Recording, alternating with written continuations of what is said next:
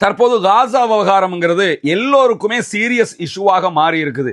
Already ஹொர்முஸ்ல பெரிய பிரச்சனை, ஹொர்முஸை திறக்க மாட்டேன்னு ஈரான் விடாப்பிடியாக இருக்கிறாங்க. ஈரானுடைய யுத்தத்தில் அமெரிக்காவே தோல்வி அடைந்திருக்கிறது. அடுத்ததாக சவுதிக்கு எதிராக ஹவுத்திஸ் அட்டாக் பண்ணி கொண்டிருக்கிறாங்க.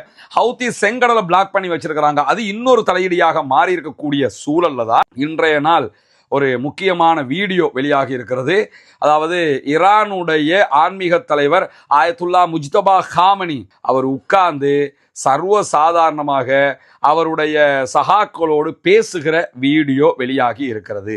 இந்த வீடியோ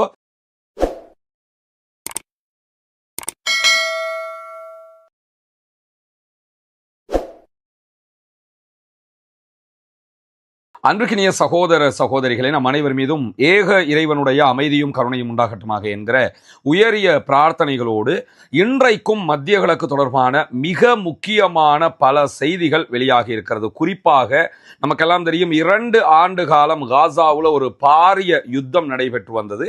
இந்த யுத்தம் அமெரிக்க அதிபராக டொனால்ட் ட்ரம்ப் பதவியேற்றதற்கு பிறகு ஒரு பேச்சுவார்த்தையின் ஊடாக ஒரு யுத்த நிறுத்தமாக மாற்றப்பட்டது.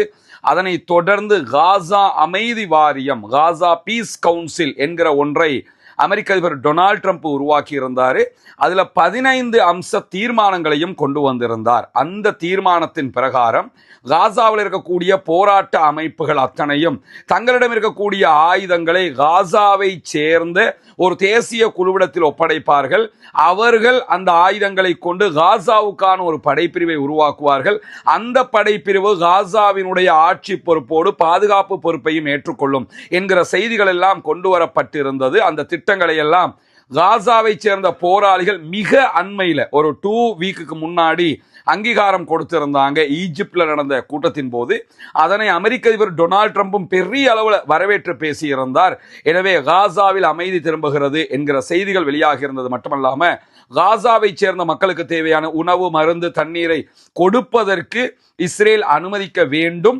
அதே நேரம் இஸ்ரேல் காசாவிலிருந்து வெளியே போகணும் என்கிற செய்திகள் எல்லாம் தொடர்ந்து வலியுறுத்தப்பட்டு வந்த நிலையில ஏற்கனவே இஸ்ரேலுக்குள்ள நவம்பர் ஆரம்பத்தில் ஆகஸ்ட் கடைசியாகும் போது தேர்தல் அறிவிக்கப்பட்டிருக்கிறது. இந்த தேர்தலில் பெஞ்சமின் நெதன்யாகுவினுடைய ஆளும் கூட்டணி போட்டியிடுகிற அதே நேரம் எதிர்க்கட்சி சார்பாக ஆல்ரெடி இருக்கிற எதிர்க்கட்சி தலைவருடைய கூட்டணியும் போட்டியிடுகிறது.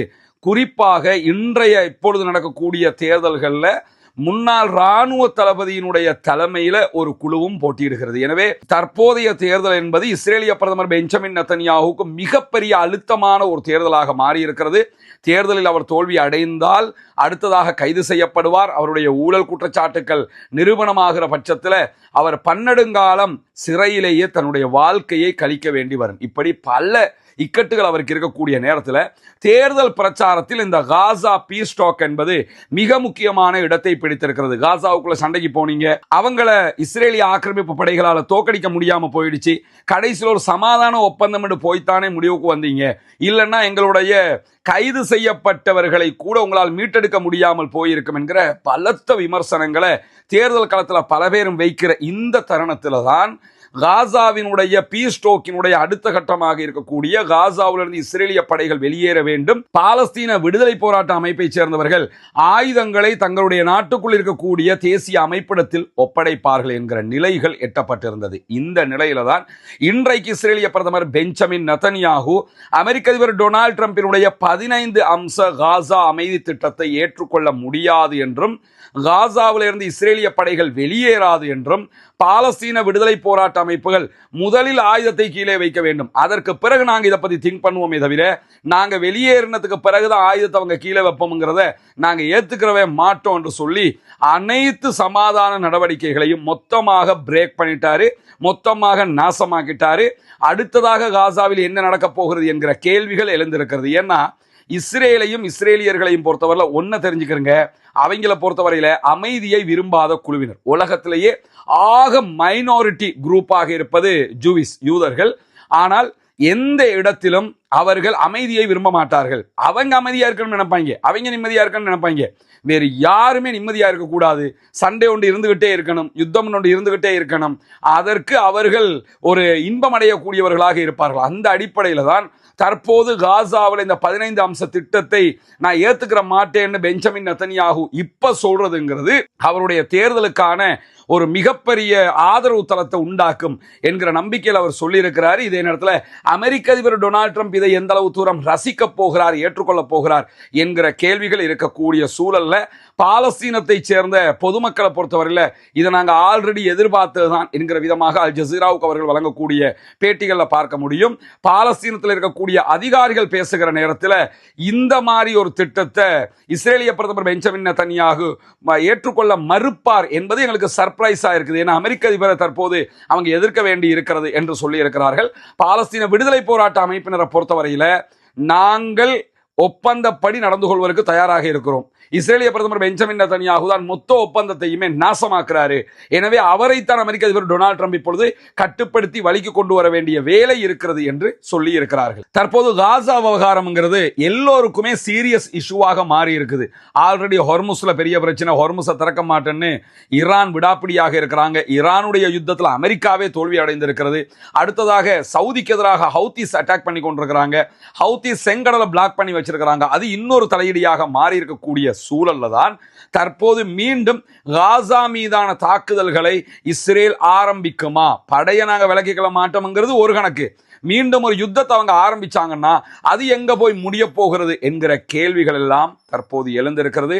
அமெரிக்க அதிபர் டொனால்ட் ட்ரம்பை பொறுத்தவரையில இது தேங்கூட்டுல கை வச்ச கதையாக மாறிடுச்சு.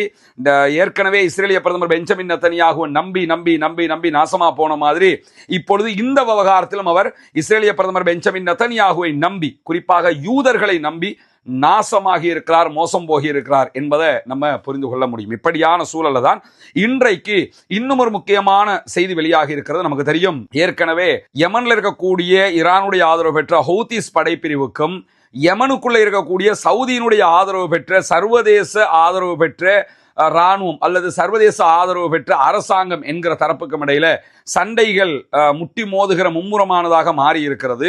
அதற்கான காரணம் சவுதியை தாக்குவதும் இவர்களை தாக்குவதும் ஒன்று என்கிற அடிப்படையில் ஹூத்திஸ் அட்டாக் பண்ணி கொண்டிருக்கிறாங்க. இப்ப என்ன பண்றாங்கன்னு கேட்டா சவுதியையும் அட்டாக் பண்றாங்க. அதே நேரத்தில் சவுதியினுடைய ஆதரவு படைகளாக யமனுக்குள்ள இருக்கக்கூடியவங்களையும் மீண்டும் மீண்டும் யமன்ல இருக்கக்கூடிய ஹவுத்திஸ் அட்டாக் பண்ணி கொண்டிருக்கிறாங்க. ஹவுத்திஸினுடைய பலம் சாதாரணமானதல்ல. ஏற்கனவே அவங்க இஸ்ரேலோடைய பெரிய ஒரு சண்டையை பிடிச்சவங்க.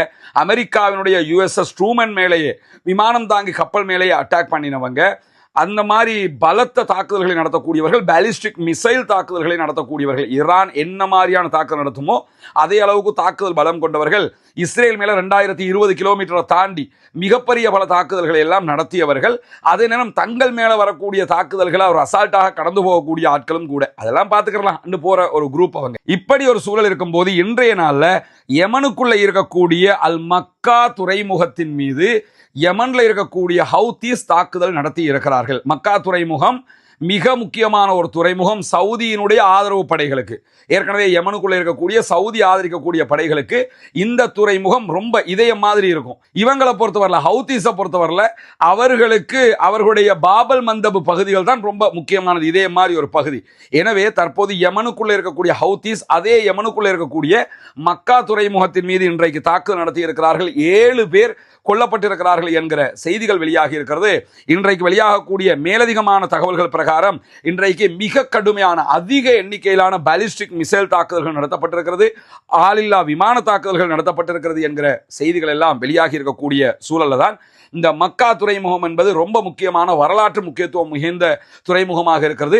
அந்த துறைமுகத்தை கைப்பற்றுவதற்குத்தான் தற்போது ஹூத்திகள் இந்த தாக்குதல்களை நடத்துகிறார்கள் என்கிற செய்திகள் வெளியாகி கொண்டிருக்கு. ஏன்னா அந்த துறைமுகத்தை கண்ட்ரோல் பண்ணிட்டாங்கன்னு சொன்னா இவங்களுக்கு எப்படி முற்றுகை விதிக்கப்பட்டிருக்கிறதோ, சவுதியில இருந்து சவுதி வழியாக ரெட் சி வழியாக கப்பல்கள் வந்தா சவுதி பிளாக் பண்ணி இவங்களுக்கு உணவு மற்ற பொருட்கள் வர முடியாம தடுக்கிறாங்கல்ல, அதே மாதிரி யமன்ல இருக்கக்கூடிய சவுதியினுடைய ஆதரவு பெற்றவர்களுக்கு இந்த துறைமுகம் வழியாகத்தான் எல்லாமே வரும். இதை ஹவுத்திஸ் கண்ட்ரோல் பண்ணிட்டாங்கன்னா, பிடிச்சிட்டாங்கன்னு சொன்னா இவர்களுக்கு இருக்கிற அதே இக்கட்டு அவர்களுக்கும் ஏற்பட்டுவிடும். எனவேதான் இந்த துறைமுகத்தை கைப்பற்றுவதற்கான மிக பிரம்மாண்டமான தாக்குதல்களை எல்லாம் தற்போது ஹூத்திஸ் ஆரம்பித்திருக்கிறார்கள் என்கிற செய்திகள் வெளியாகிற அதே நேரம் இன்றைக்கு மீண்டும் சவுதி அரேபியாவினுடைய இதயமாக பார்க்கப்படுகிற சவுதியின் முழு வருமானத்தை உண்டாக்கக்கூடிய அரம்கோ கம்பெனி மேல, எண்ணெய் உற்பத்தி நிறுவனம் மேல தாக்குதல்களை நடத்தி இருக்கிறது ஹவுத்திஸ் படைப்பிரிவு. நமக்கு தெரியும், மக்கா எக்ரிமெண்ட் என்கிற பெயர்ல துருக்கி அதே போன்று பாகிஸ்தான் இணைந்து சவுதி அரேபியாவோடு ஒரு டிஃபென்சிவ் ஒரு பாதுகாப்பு ஒப்பந்தத்தை இட்டிருந்தார்கள். இந்த பாதுகாப்பு ஒப்பந்தம் கையெழுத்தாகி ஒரு நாளுக்குள்ள வித்தின் 24 ஹவர்ஸுக்குள்ள இன்றைக்கு சவுதி மேல யமன்ல இருக்கக்கூடிய ஹூத்திஸ் தாக்குதல்களை நடத்தியது மட்டுமல்லாம, நாங்க இப்ப சவுதியோடு தான் சண்டை பிடிக்கிறோம், எங்களை தாக்குறதுக்கு பாகிஸ்தான் வந்தாலோ அல்லது எங்களை தாக்குவதற்கு துருக்கி வந்தாலோ அவர்கள் மீதும் இதே தாக்குதலை நடத்துவோம் என்று சொல்லியிருக்கிறாங்க. பாகிஸ்தான் வந்தா பாகிஸ்தான் மேல அட்டாக் பண்றது, பக்கத்துல கொஞ்சம் நெருக்கத்தில் இருக்கிறாங்கிறது ஒண்ணு. ஆனா துருக்கி மேலேயே அட்டாக் பண்ணுவோம்ங்கிறாங்க. துருக்கி இவங்களை விட்டு ரொம்ப தூரத்தில் இருக்குது. அந்த அளவுக்கு இவர்களிடத்தில் பலம் இல்லாமல் இப்படி சொல்ல மாட்டார்கள் என்கிற ஒரு அச்சமான சூழல் தற்போது உருவாகி இருக்கிறது. எனவே இது மத்திய கிழக்கில் மிக பெரும் அழுத்தமாக மாறி இருக்கிறது. ஈரானை சிம்பிளா எல்லாம் கடந்து போயிடலாம்னு அரபு நாட்டுக்காரங்க நினைச்சுக்கிட்டு இருந்த நேரத்தில் ஈரானுடைய ப்ராக்சிஸ் அமைப்புகள், ஈரானுடைய இந்த மாதிரியான ஹவுத்திஸாக இருக்கலாம் அல்லது லெபனானில் இருக்கக்கூடிய ஹிஸ்புல்லாக்களாக இருக்கலாம், இந்த மாதிரியான அமைப்புகள் ரொம்ப பலம் வாய்ந்தவர்களாக இருக்கக்கூடியதை நம்ம இதுல இருந்து பார்க்க முடிகிற அதே நேரம் இன்றைய நாள் ஒரு முக்கியமான வீடியோ வெளியாகி இருக்கிறது.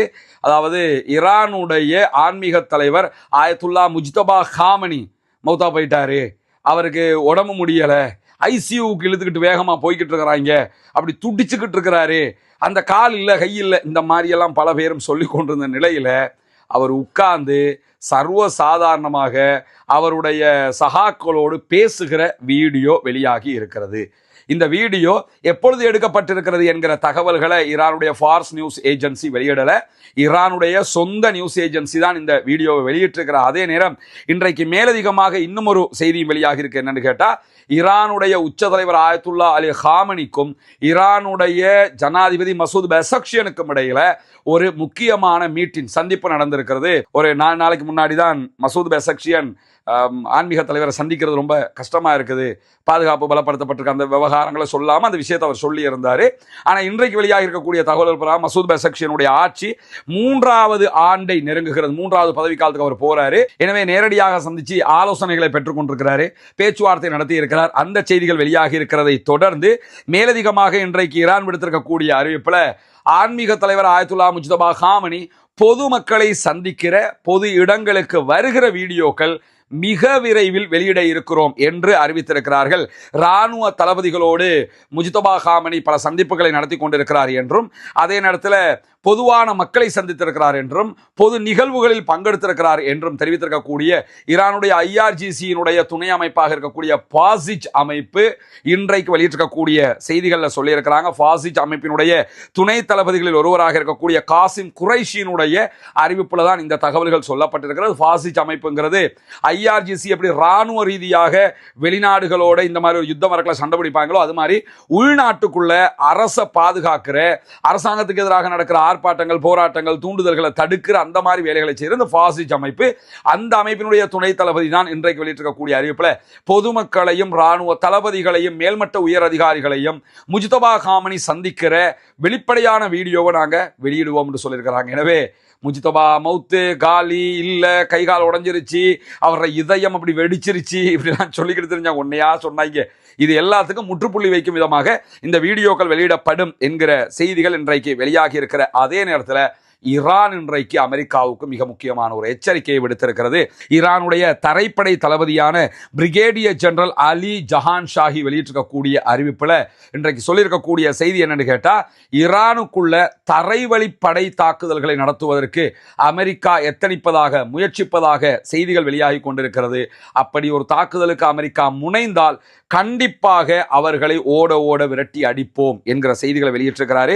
எந்த ஒரு அமெரிக்காவினுடைய படைகளும் ஈரானில் கால் பதித்தால் நாங்கள் அவர்களுடைய கால்களையே துண்டிப்போம், காலையே வெட்டுவோம், அந்த எச்சரிக்கையின் உச்சமாக சொல்ற, காலை வச்ச காலை வெட்டுவோம் பார்த்துக்க, அந்த மாதிரி ஒரு செய்தியை சொல்லியிருக்கிறது மட்டுமல்லாம ஈரானுடைய தரைப்படைகள் முழுமையான தயார் நிலையில் இருக்கிறார்கள்.